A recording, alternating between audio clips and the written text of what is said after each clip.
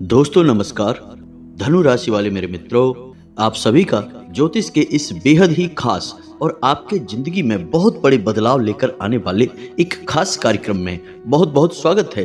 हृदय से अभिनंदन है। दोस्तों, आपके आसपास घूम रही है यह एक देवी, और ये कोई साधारण देवी नहीं है।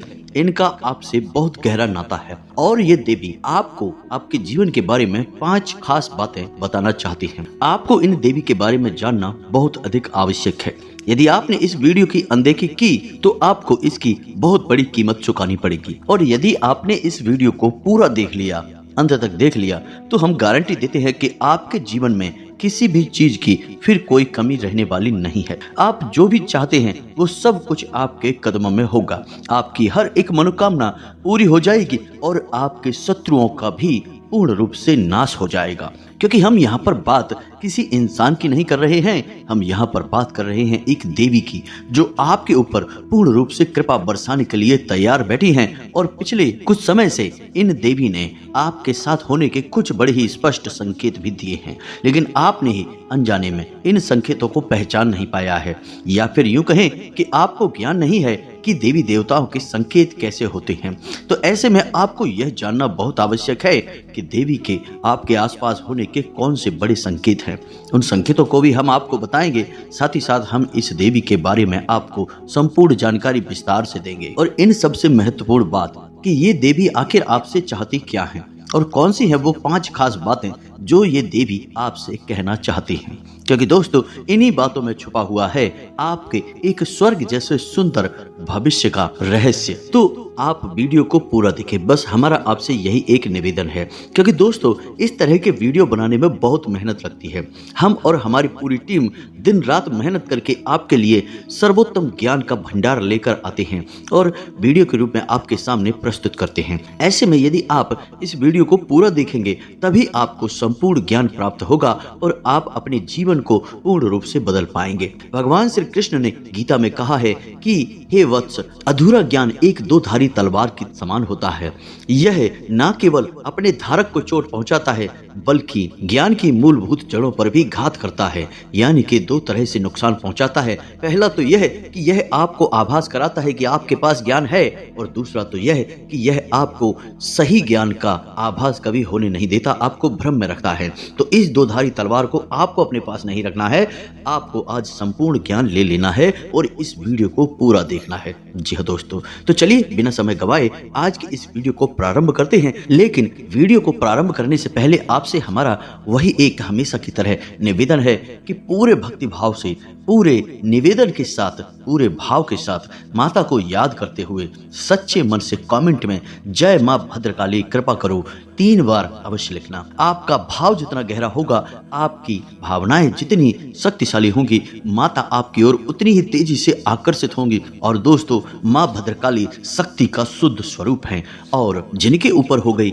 मां भद्रकाली की कृपा, उनका तो फिर कोई बाल भी बांका नहीं कर सकता है। यह तो आप भी जानते ही हैं। तो दोस्तों, बिल्कुल भी संकोच मत करना, कमेंट बॉक्स में जय मां भद्रकाली कृपा करो भर के रख देना। साथ ही साथ यदि चैनल पर आप पहली बार आए हैं तो चैनल को सब्सक्राइब करके बगल में जो घंटी का निशान है उसे भी दबाना बिल्कुल ही ना भूलें।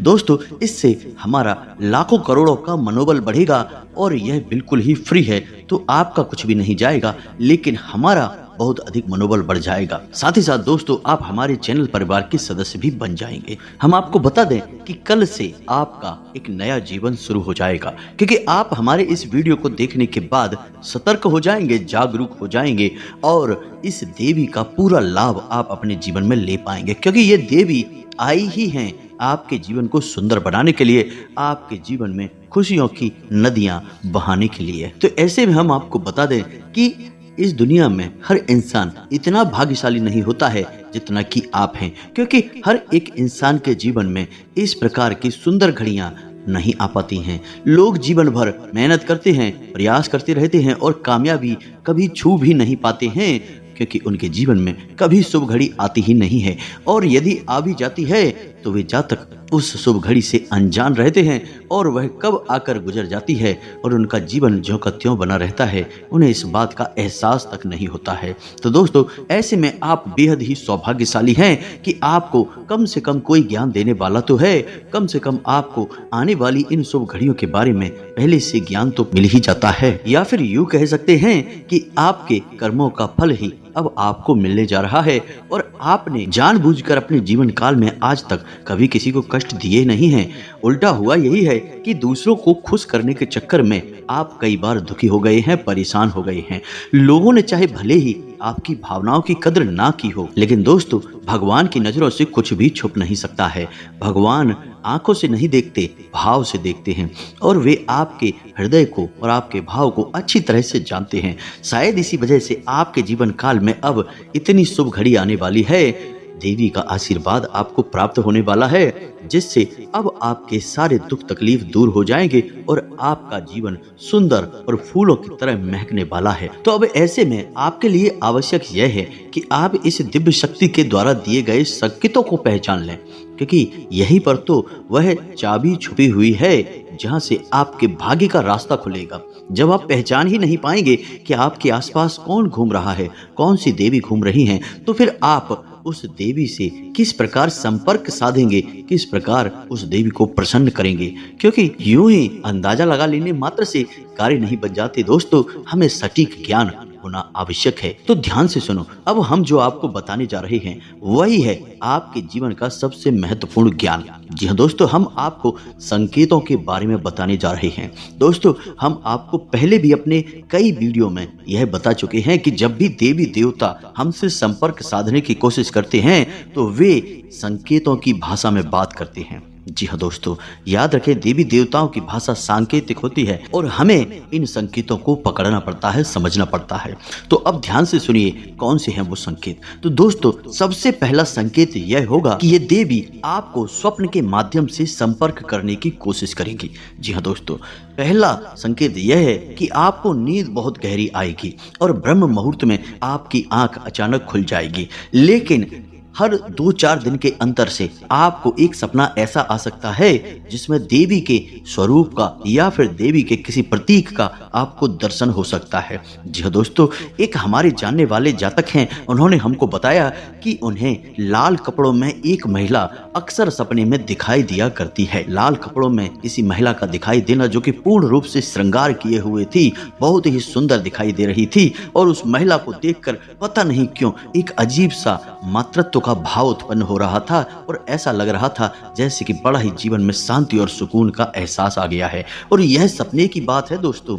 जब ऐसा सपना उन्हें अक्सर बार बार आया तो उन्होंने हमसे संपर्क साधा, तो हमने उन्हें बताया कि तुम्हारे ऊपर एक देवी की विशेष कृपा होने वाली है। कौन सी थी वो देवी, हमने उन्हें विस्तार से सारी जानकारी दी और उन्होंने कुछ गुप्त उपाय और साधना की और आज उनका जीवन पूर्ण रूप से बदल गया है। तो दोस्तों, स्वप्न को आप हल्के में ना लें। स्वप्न एक ऐसी प्रक्रिया है जब इंसान इस मृत्यु लोक को छोड़कर किसी ऐसे लोक में चला जाता है जहां पर वह सीधे देवताओं से संपर्क में रहता है या फिर पितृ पूर्वजों के संपर्क में आ जाता है। अब इसमें समझने वाली बात यह है कि जो सपने किसी विशेष मकसद के साथ हमारे साथ घटित होते हैं, उन सपनों को हम कभी भूल नहीं पाते हैं, वे हमें पूरे के पूरे याद रहते हैं।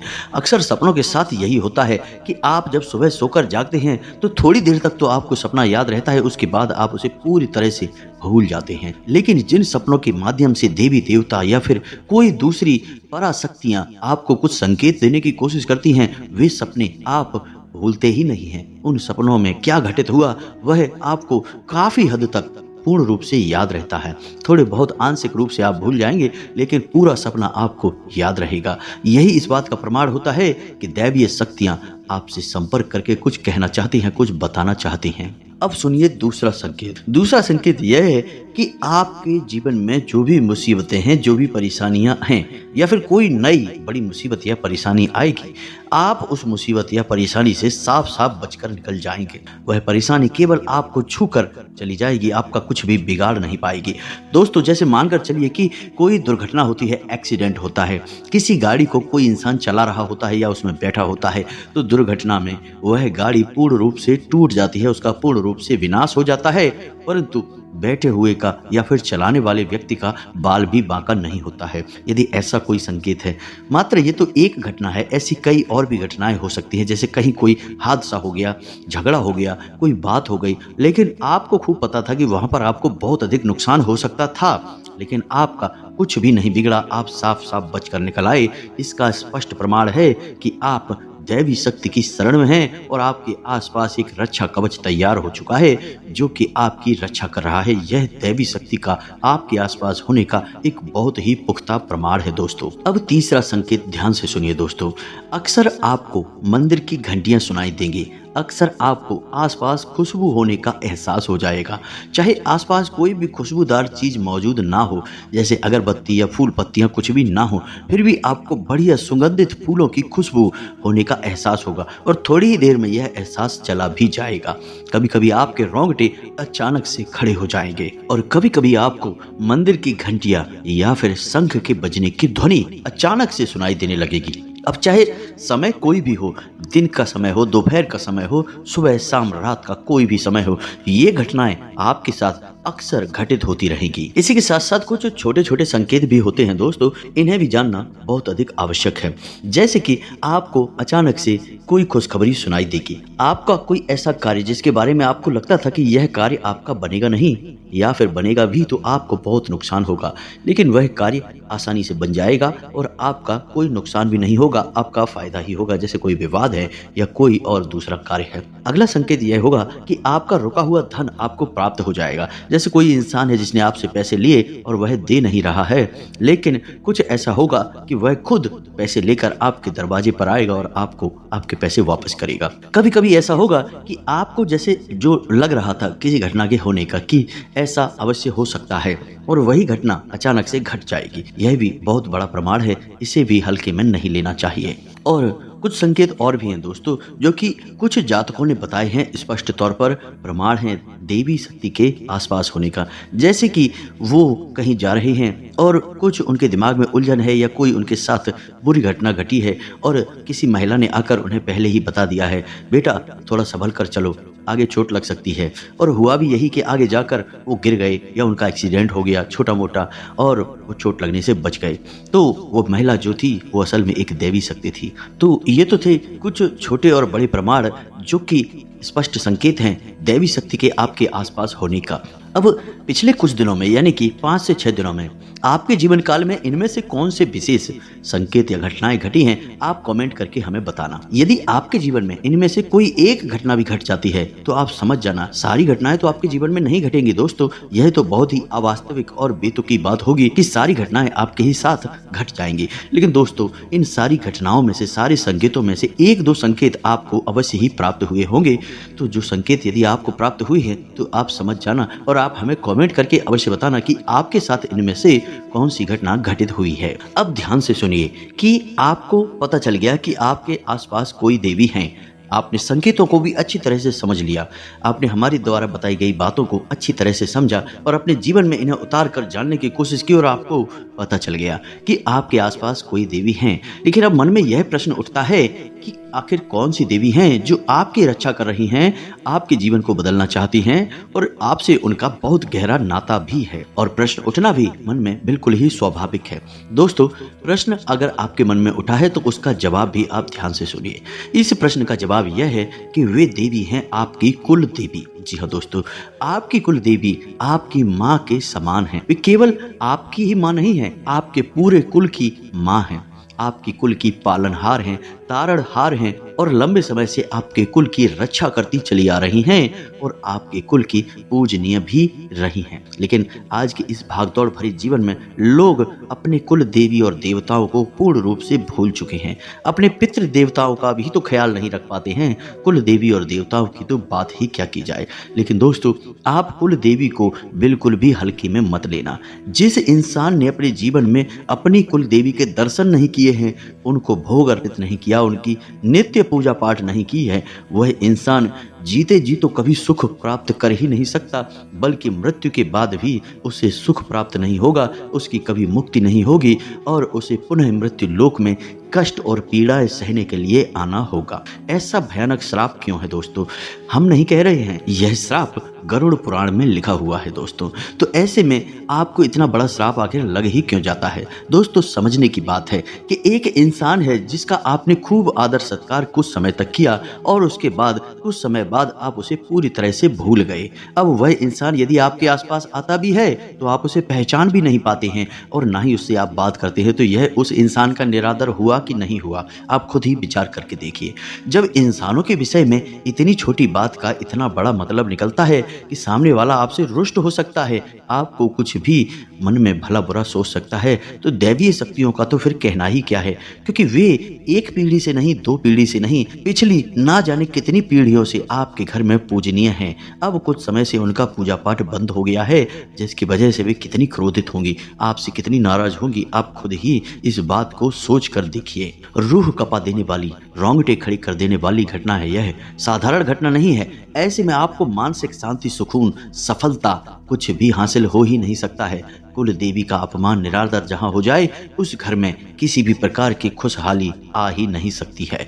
तो अब ऐसे में आप क्या करें? दोस्तों हम आपको बता दें कि आपको जो हमने बताए हैं उनमें से यदि एक भी संकेत देखने को मिल जाता है अपने जीवन काल में पिछले 5 से 6 दिनों में, जी हाँ दोस्तों हम आपको बता रहे हैं, आप ध्यान से समझिए, पिछले 5 से 6 दिनों में यदि आपको इनमें से 1 या 2 संकेत भी मिल गए हैं तो आप समझिए कि आपकी कुल देवी आपके आसपास है। अब वो आपसे क्या कह रही हैं? दोस्तों वे आपसे 5 बातें कह रही हैं। आप ध्यान से सुनिए दोस्तों, इस वीडियो को आपने यदि मिस कर दिया तो हम कह रहे हैं कि आप अपने जीवन का सबसे बहुमूल्य खजाना मिस कर देंगे। फिर मत कहना कि जीवन बदलता क्यों नहीं है, परेशानी कटती क्यों नहीं है, क्योंकि इसका कारण आप स्वयं खुद होंगे। तो आप ध्यान से सुनिए कि आपकी कुल देवी आपसे क्या कह रही हैं। सबसे पहली बात कि आपकी कुल देवी आपसे कह रही हैं कि उनकी पूजा पाठ प्रारंभ करो। जब भी कोई देवी या देवता किसी कुल से बंध जाते हैं तो वे उस कुल की पूजा पाठ और उस कुल के सत्कर्मों से ऊर्जा ग्रहण करने लगते हैं, और जब उनका पूजा पाठ बंद हो जाता है तो देवी देवताओं की शक्ति पर इसका प्रभाव पड़ता है। जिस प्रकार पितरों की पूजा करने से पितरों को शक्ति प्राप्त होती है, वैसे ही देवी देवताओं की पूजा करने से उन्हें भी शक्ति प्राप्त होती है। फिर वे हमें देने योग्य होते हैं, इसीलिए उनका नाम देवता होता है। वो हमें देते हैं इसलिए देवता कहलाते हैं। तो आपको क्या करना है? उनकी पूजा पाठ प्रारंभ करनी है। दूसरी बात, आपकी कुलदेवी आपसे क्या कह रही हैं? दूसरी बात, आपकी कुलदेवी आपसे यह कह रही हैं कि आप उन्हें भूल चुके हैं, उन्हें आपने याद नहीं किया है, आप उनके मूल स्थान को नहीं जानते हैं। तो एक बार कम से कम जीवन में उनके मूल स्थान पर जाकर उनके लिए कुछ विशेष पूजा पाठ अवश्य कराइए दोस्तों। यकीन मानिए ये बातें कोई भी इंसान आपको बताएगा नहीं, मुफ्त में तो कोई नहीं बताएगा। बहुत मोटी मोटी रकम लेकर लोग इतनी बड़ी बड़ी बातें बताते हैं, हम तो आपको मुफ्त में ही बता रहे हैं, क्योंकि हमारा मकसद केवल और केवल आपके जीवन में बदलाव लेकर आना है। अब चौथी मांग सुनिए दोस्तों, यह बहुत ही आवश्यक है। चौथी मांग कुलदेवी की आपसे यह है कि आपके घर में जब भी पूजा पाठ होती है तो एक दीपक कुलदेवी के नाम का अवश्य जलाया जाए और कुलदेवी के नाम से भोग अवश्य निकाला जाए। दोस्तों कुलदेवी को याद करते हुए उनके नाम से थोड़ा सा भोग अवश्य निकाला जाए। आप अपनी पूजा की अलमारी में देवी देवताओं को भोग तो लगाते ही हैं, कुलदेवी के नाम से भी आपको भोग निकालना है।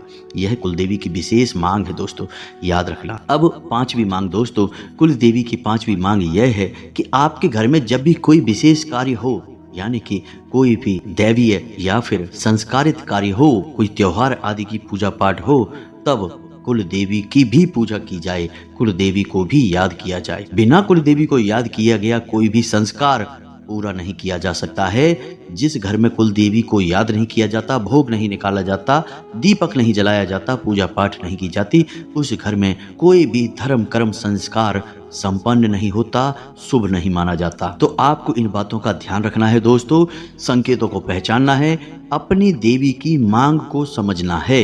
अब सबसे महत्वपूर्ण बात कि कुछ जातक यह कहेंगे कि हमें तो पता ही नहीं कि हमारी कुल देवी कौन है, तो हम कैसे अपनी कुल देवी को पहचानेंगे, कैसे उनके बारे में जानकारी निकालेंगे। तो दोस्तों इसके दो तरीके हैं, आप ध्यान से सुनिए। पहला तरीका यह है कि आप अपने घर के बड़े बुजुर्गों से, जी हाँ दोस्तों, अपने घर के सबसे बुजुर्ग सदस्य से यह जानने की कोशिश करें, दो चार लोगों से बात करें कि आपके घर में कौन सी कुल देवी की पूजा की जाती है। कुछ लोगों के यहाँ भद्रकाली की पूजा होती है, किसी के यहाँ बगलामुखी की पूजा होती है, किसी के यहाँ विंध्यवासिनी देवी की पूजा होती है। तो आपके घर में किस कुल देवी की पूजा की जाती है? अब यदि आपके घर के बड़े बुजुर्गों को भी इसके बारे में पता नहीं है, तो फिर आपको करना होगा एक विशेष प्रयोग। जी हाँ दोस्तों, यह प्रयोग 7 दिनों तक चलेगा, थोड़ा सा कठोर रहेगा। इस प्रयोग के बारे में आपको हम बताने जा रहे हैं, ध्यान से सुनिए। इस प्रयोग को करने से आपकी कुल देवी आपको सपने के माध्यम से संपर्क करके स्वयं दर्शन देके बताएंगी, या फिर कोई ना कोई और संकेत आपको प्राप्त होगा जिसमें आपको आपकी कुल देवी के बारे में पता चल जाएगा। जी हाँ दोस्तों, तो अब अपनी कुल देवी को पता लगाने का सबसे शक्तिशाली उपाय क्या है, इसे ध्यान से सुनिए। उपाय आपका शुक्रवार के दिन प्रारंभ होगा, 7 दिनों तक चलेगा दोस्तों। इसके लिए आपको सामग्री क्या चाहिए, ध्यान से सुनिए। पान के पत्ते और एक साबुत सुपारी। जी हाँ दोस्तों, पान के पत्ते आपको 7 लेने हैं और एक साबुत सुपारी लेनी है। सुपारी बिल्कुल भी खंडित नहीं होनी चाहिए, टूटी फूटी नहीं होनी चाहिए। अब आपका यह उपाय शुक्रवार के दिन प्रारंभ होगा सुबह के समय। तो नहा धोकर स्नान ध्यान करने के बाद, अपनी दैनिक क्रियाओं से निवृत्त होने के बाद आप अपने पूजा घर में जाएंगे और वहां पर आप एक चांदी का सिक्का लेंगे। इस चांदी के सिक्के को आपको लाल रंग का एक आसन बिछाना है, यानी लाल रंग का एक छोटा सा कपड़ा बिछाना है अपनी पूजा स्थली में ही, और वहां पर आपको इस सिक्के को रखना है। और इस सिक्के के ऊपर आपको वह सुपारी लेकर आई हुई रखनी है और उस सुपारी के ऊपर आपको जल की कुछ बूंदें छिड़कनी हैं। अब आपको गाय के घी का एक दीपक वहां जलाना है और हाथ जोड़कर प्रार्थना करना है कि हे माँ, हम भूल चुके हैं कि आप कौन हैं, लेकिन आप हैं हमारे कुल की रक्षक हैं। हमसे जो भूल चूक हुई है उसे आप क्षमा करें और नादान समझकर माफ़ करते हुए हमें किसी प्रकार का संकेत दें ताकि हम आपको पहचान सकें और आपकी पूजा पाठ प्रारंभ करके जीवन को धन्य बना सके। जी दोस्तों, इस प्रकार की आपको प्रार्थना करनी है और मौली अर्पित करनी है। सुपारी को आप जैसे ही मौली अर्पित करते हैं तो वह जागृत हो उठती है और गौरी गणेश का स्वरूप ले लेती है। जी हाँ दोस्तों, तो आपको मौली अर्पित करने के बाद कहना है कि माता आप वस्त्र स्वीकार करिए। इसी के बाद आपको सुपारी को थोड़ा सा सिंदूर लगाना है और फिर से प्रार्थना करनी है कि हे माँ, आप श्रृंगार स्वीकार करिए। और इसी के साथ आपको कुछ मीठा प्रसाद के रूप में, भोग के रूप में माता को अर्पित करना है और हाथ जोड़कर कहना है कि हे माते, आप भोग स्वीकार करिए। बस आपको इतना करना है। अब यह सुपारी और सिक्का वहीं पर रखा रहेगा और पान के जो पत्ते हैं उन पत्तों को भी आप हर रोज एक पत्ता माता को अर्पित करेंगे और उसके बाद उस पत्ते को अपनी जेब में रखकर घर से बाहर निकल जाया करेंगे। अब हर रोज आपको यही प्रक्रिया दोहरानी है। माता को भोग अर्पित करना है, नैवेद्य वगैरह अर्पित करके, प्रसाद वगैरह अर्पित करके और वस्त्र आदि और श्रृंगार आदि अर्पित करने के बाद आपको माता से प्रार्थना करनी है कि हे माँ, आप कोई संकेत दीजिए जिससे हमें आपके शुद्ध स्वरूप का ज्ञान हो सके और हम आपकी पूजा पाठ प्रारंभ कर सकें। इस प्रकार की आपको प्रार्थना करनी है। 7 दिनों तक आपको लगातार यह प्रयोग दोहराते रहना है और इस प्रयोग को दोहराते समय आपको कुछ चीजों का विशेष ध्यान रखना है। पूर्ण रूप से सात्विकता को अपने जीवन में शामिल कर लेना है।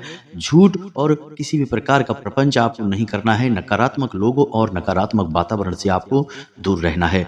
किसी भी प्रकार की गलत खानपान की वस्तु आपको नहीं लेनी है, जैसे जुआ, मीट, मांस, मदिरा आपको बिल्कुल भी नहीं करना है और जितना हो सके उतना सात्विक भोजन लेना है। लहसुन, प्याज आदि का भी आपको त्याग करना होगा। 7 दिनों के लिए आपको जमीन पर ही शयन करना होगा और जितना हो सके उतना लोगों से कम बात करनी होगी। इन 7 दिनों के दौरान आपको भूले से भी किसी महिला का अपमान नहीं करना है और ना ही किसी भी भिखारी को अपने दरवाजे से खाली हाथ वापस जाने देना है। 7 दिनों के अंदर अंदर माता आपको या तो स्वप्न के माध्यम से या फिर किसी अन्य माध्यम से अपने होने का एहसास अवश्य करा देंगे कि उनका शुद्ध स्वरूप कौन सा है। साथ ही साथ दोस्तों, हम आपको यह भी सलाह देंगे कि आप अपने घर के मुख्य दरवाजे की दहलीज पर शाम के समय गाय के घी का बना हुआ एक दीपक रोज जलाएं इन्हीं 7 दिनों तक, और दीपक की बाती का मुख बाहर की ओर करें। और जब आप दीपक जलाएं तब भी आप अपने मन में भाव यही रखें कि माता आप अपने होने का हमें एहसास कराएं, ताकि हम आपकी पूजा पाठ प्रारंभ करके अपने जीवन को धन्य बना सकें। दोस्तों यकीन मानिए यह प्रयोग इतना शक्तिशाली है कि 7 दिनों के अंदर अंदर लोगों को अपनी कुल देवी के वास्तविक स्वरूप के दर्शन हो जाते हैं, उन्हें एहसास हो जाता है, और ज्यादातर लोगों को सपने के माध्यम से ही एहसास होता है। उम्मीद है आपको भी ऐसा ही कुछ पता चल जाएगा। तो दोस्तों हमने जो जानकारी आपको दी है वह बहुत ही बहुमूल्य है। आपको उस जानकारी को अपने जीवन में उतारना है और अपने जीवन को पूरी तरह से बदल डालना है। हम गारंटी देते हैं कि आपने सब कुछ यदि अच्छी तरह से समझ लिया है तो आपके जीवन को बदलने से दुनिया की कोई ताकत रोक नहीं सकती है। हजारों लोगों का जीवन बदला है तो फिर आपका क्यों नहीं बदलेगा? आप कोई इस दुनिया से अलग तो है नहीं दोस्तों, इस दुनिया में ही शामिल हैं। तो जो दुनिया के सभी लोगों पर कार्य करता है वह आपके ऊपर भी कार्य अवश्य ही करेगा। तो उम्मीद है कि सारी जानकारी आपको समझ में आ चुकी होगी। इसी के साथ साथ आज की इस वीडियो को विराम देते हैं। कमेंट में पूरे भक्ति भाव के साथ, पूरी श्रद्धा के साथ, हम तो ऐसा कहेंगे कि जैसे एक छोटा बालक अपनी माँ से दूर होने के बाद कितना भाव विभोर होकर अपनी माँ को याद करता है, ऐसे ही याद करते हुए कमेंट में जय माँ भद्रकाली कृपा करो 1 नहीं 3-3 बार लिख देना। जी हाँ दोस्तों, माता की कृपा आपके ऊपर निश्चित तौर पर हो जाएगी। भाव के आगे तो देवी देवता भी लाचार हो जाते हैं और आपकी मदद करने के लिए निश्चित तौर पर आ जाएंगे। जी हाँ दोस्तों, हमें पूर्ण विश्वास है। मिलते हैं अगले ज्ञानवर्धक वीडियो में, तब तक के लिए धन्यवाद। जय माता की।